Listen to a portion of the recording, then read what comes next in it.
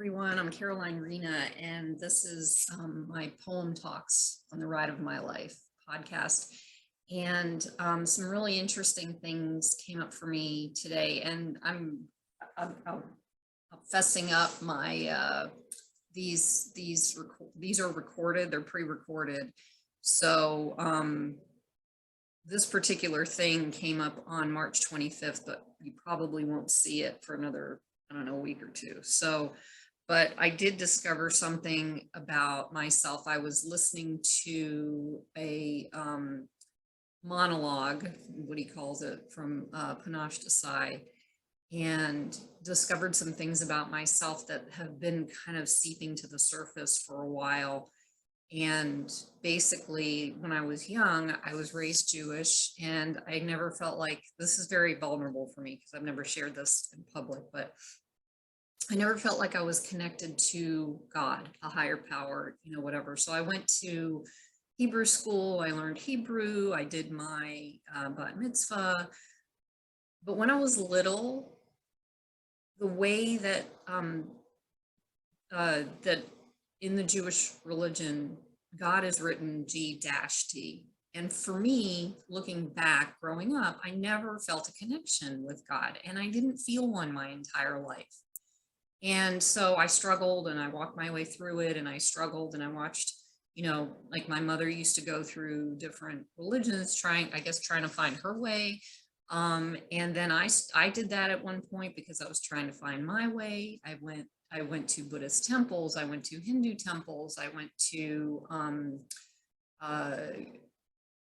Christian services, Baptist services. I even went to Native American ceremonies, because I was trying to, wrap my head around it. And I always came back. It was the weirdest thing. It always came back to how God is love, and I never could still wrap my head around that. And the other piece of this is that when I was little, I was very sensitive, and I am a sensitive person, but I've always run away from it. And so back to what Panache was talking about this morning, there were pieces of the sensitivity that, like, I had people in my life that were big, they were huge over me, and I was terrified, especially more of my mother than anybody else, but I was terrified of her, and I still wanted my mommy, and it was like I never had that connection with her either. So I'm not connected anywhere with anyone, and there becomes this separation that I've learned that most of us have of our relationship to a higher power, to God, whatever that is, looks like for you. And for a lot of people, we're starting to realize that connection, God is us, that connection is part of who we are. The guides, the angels, Panache was talking about all this stuff, and it resonated with me. And I was like, okay, well, this makes sense to me, because what he said was, I don't have to be afraid of who God made me to be. And I've been afraid my whole life. And I've questioned it my whole life. And I don't have to be afraid of who I am anymore. And who that is, just happens. It might be challenging to talk about it. So who that is a sensitive being, a sensitive soul. What happened when I was little and throughout my life, because of my sensitivity, you can call it being an empath, you can call it whatever you want to. I was constantly told, oh, you're too sensitive. Oh, you're too emotional. Oh, you're too this. Oh, you're too that. And I'm like, I didn't know what to do with myself, because that's who I was. And I was made to feel that I was less than because of who I am. And I carried that with me my entire life. And now I see it this morning. And what happened was, like, there are situations and people who, especially when we've been traumatized or wounded or whatever, people will project, and I've done it to other people. We project our woundedness onto someone else. So for me, what I was not only being projected onto by someone else's woundedness, I also attracted that. I attracted the projections or the pain of others. and they were acting that pain out on me. But because I was so sensitive, I was taking all that stuff in, and I didn't know, and I couldn't tell whether it was mine or someone else's. I just, all of it was mine, all of it. And I blamed myself, and I took the blame in from others, and I couldn't distinguish between, um, you know, your emotions and my emotions. And it took me years before I could understand what that looked like. And basically, you know, someone, someone's in my life made my sensitivity or my light wrong when I was being around somebody and they didn't like it. And they told me, like I said, you can't, why are you so emotional? Why are you so sensitive about everything? So I took all of that in as a little girl, as I was growing up. And what I'm saying here is that I can't be afraid of that sensitivity anymore. These are the things that he was saying to us in this group. And there's a belief system that I've been carrying with me that I didn't even recognize, was that being in my light, my sensitivity, who I am, I will be abused. And that's exactly what happened, because I am not like most people. And that's not like in a braggy way that I'm saying that. I'm just not like most people. And it didn't suit me to be like, my whole life I tried to be like everybody else, and it didn't work. And now I see that, you know, this other belief that I had was like, if I stay in my presence as who I am, it'll bring back more pain, or something bad will happen again. And now I recognize, no, that's not true.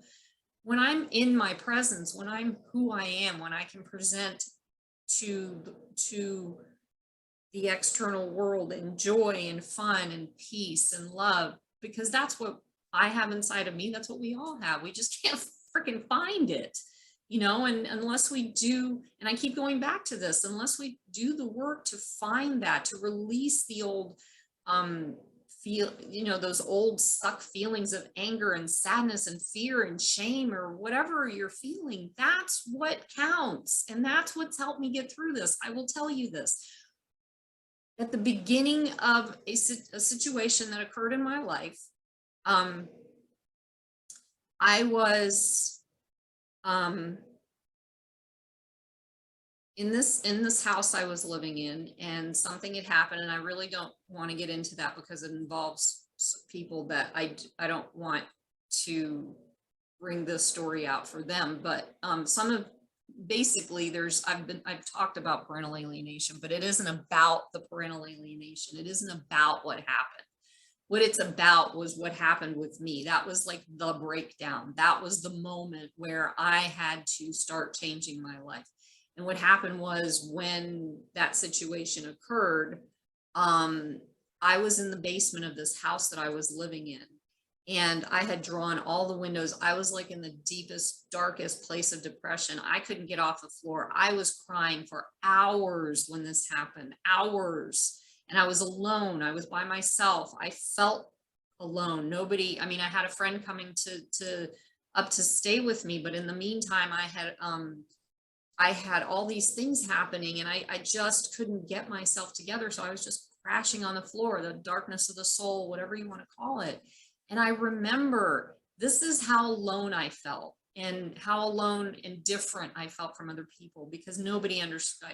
I felt like nobody understood me in my world. And so I got a phone call from my father, who was telling me what I need to do to save this situation. And I'm listening to him, and I'm like, I just want to get through it. I don't care about how I did. I cared about how to save the situation, but I wasn't the only one who needed to work on that.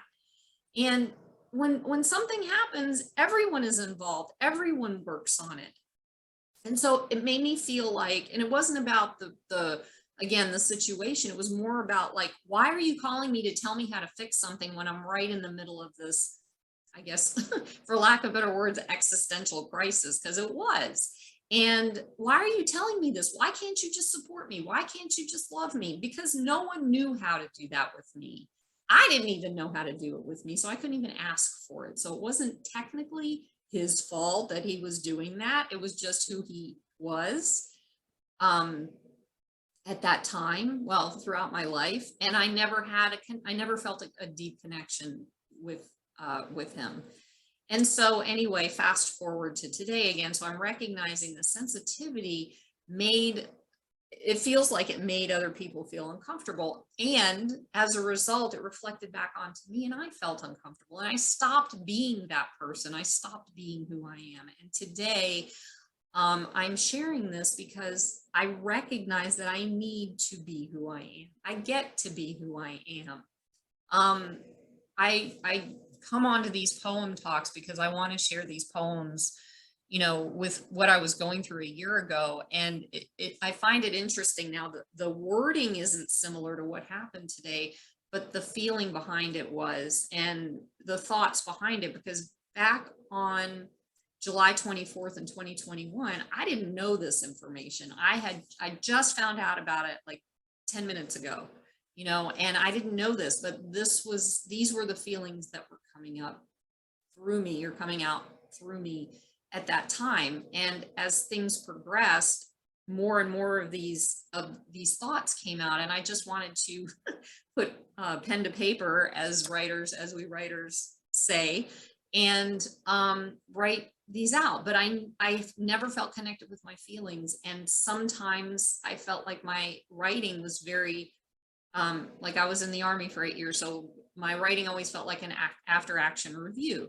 So I felt like when I wrote poetry, it brought the feelings out more than when I wrote anything else, because I couldn't feel that connection to my own feelings, which is not good, because we are feeling people, in a place of also, though, we're all different in how we feel these feelings and how we deal with these feelings. And sometimes these feelings, again, aren't even ours.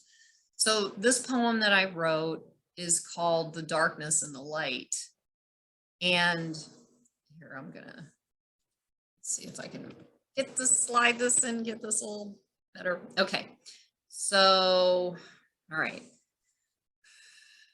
Sitting in the darkness, waiting, not knowing what comes next. What I do know is I am recreating, although in this moment a bit perplexed. Is that my job to know? Or is it my job to just follow the flow? What happens when I sit? I'll say I get antsy and scared. And even with my quick wit, I feel quite unprepared. Is that my job to prepare? Or is it my job to just be aware? I focus on what to do as I wait. I work through and process. This is something that I tend to hate. I don't know what the future holds. No longer can I guess. Is it my job to guess? Or is it my job to express? Walking through this time, learning to just be, working through the muck and mire, feeling sometimes I need to flee. What is happening in this moment? I'm going into the fire. Is it my job to go into the fire? Yes, because now I can fly ever higher. Like the phoenix flies as it burns one more time, turning to ashes as the heap on the floor. What happens with the phoenix? It's committed no crime, and it knows it's been here many times before. To renew, to get through, to know what is true, the darkness within are all lies. As I see, as I burn to the ground, I begin to witness a new view. When I'm in this space, I begin to agree. With surrendering completely to the flow, to the flame of the new phoenix burning so bright, it's okay right now for me not to know. The answers are here. I get to turn to the light which is getting brighter each day, for me to see who I am and the direction to take. the truth inside still brighter. And I say, I am in the process of becoming fully awake. Closer and closer to my heart, I get near to live out my life with beauty and peace. Things are actually becoming more clear. The archaeological dig on self to release shows me each moment as I begin to appear.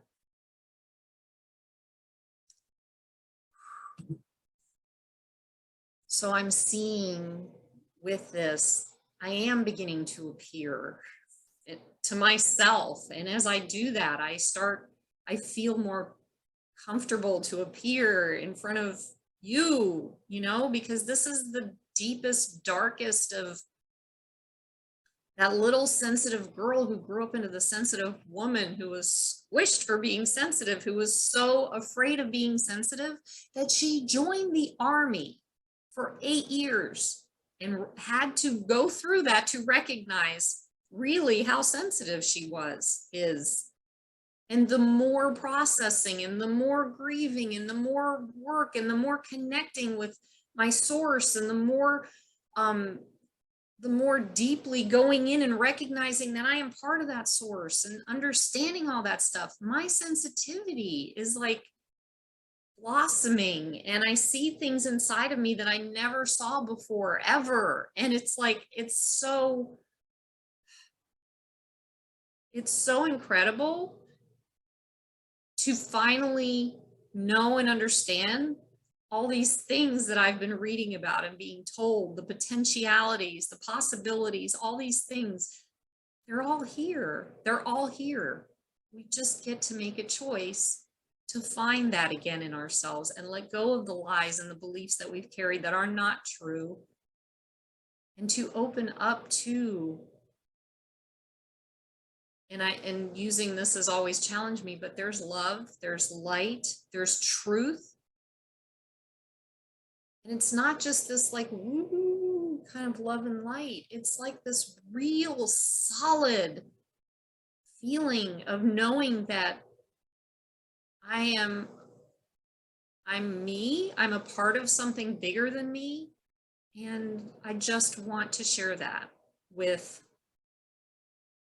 by putting this out here. And I don't even know where this is going or what's happening or what it's going to do. But I know that this is like when we get into finding ourselves and feeling these feelings inside of us that we're meant to feel and actually release, not get stuck inside of us, and do the healing and grieving and all this stuff, just to let go of this conditioning, these lies that we were told of who we're supposed to be, not who we are. I want to show that it's possible to do this, from that scared little girl whose mommy constantly parentified her and asked her, why haven't you called me to tell me you love me and ask me how my health is? And after all, I bore you, and that's why you need to do that. No, you don't put that on a child. To the young woman who lost basically everything, including herself, to this older, more wise woman who's starting to see what that was about and why it happened for me to see who I am, to see the truth, to see the love, to see the peace, and to find the joy within myself and in the world, and be that. And it's interesting, I just I just put a quote from Martin Luther King Jr. I didn't even know he said this, but it was, so Gandhi, I think, said, be the change you want to see in the world. And Martin Luther King said, be the peace you want to see in the world.